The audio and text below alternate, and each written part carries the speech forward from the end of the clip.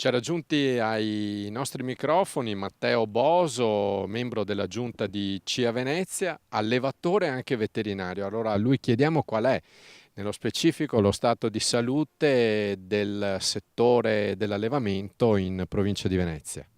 Sì, salve, grazie.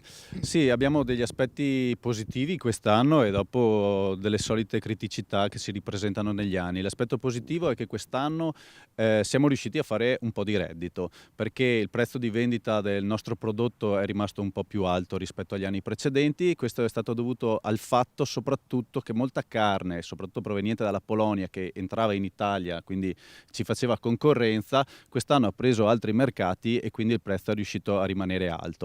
È un aspetto sicuramente positivo anche il fatto che dopo tanti anni di calo nei consumi di carne rossa, nel 2017 c'è stata un'interruzione di questo calo e addirittura un piccolo trend in positivo. Bovini da latte? Bovini da latte invece è un comparto completamente diverso, ha passato dei periodi molto molto difficili, ultimamente sta andando un po' meglio anche se è un po' altalenante il mercato del latte.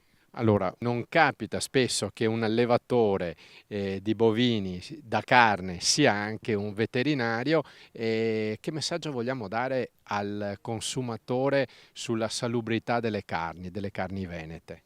Sì, ci sono degli aspetti molto importanti per quanto riguarda questa tematica che abbiamo sviluppato negli ultimi anni. Il primo è stato sicuramente il benessere animale. Abbiamo alzato il livello del benessere animale all'interno delle nostre stalle. Tutte le nostre stalle, per poter accedere a quelli che sono i disciplinari di qualità che richiede la grande distribuzione, devono farsi certificare per il benessere animale.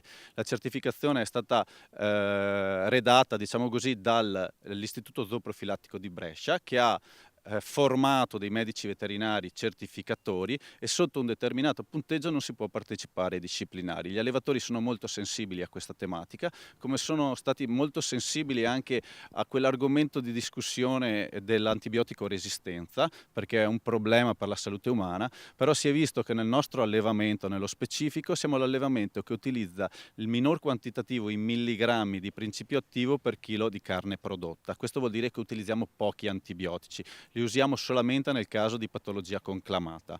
Avendo anche un ciclo di produzione molto lungo rispetto ad altri tipi di allevamento, non abbiamo neanche il pericolo dei residui all'interno delle carni. Quindi abbiamo un prodotto che è sicuro e il benessere degli animali è certificato.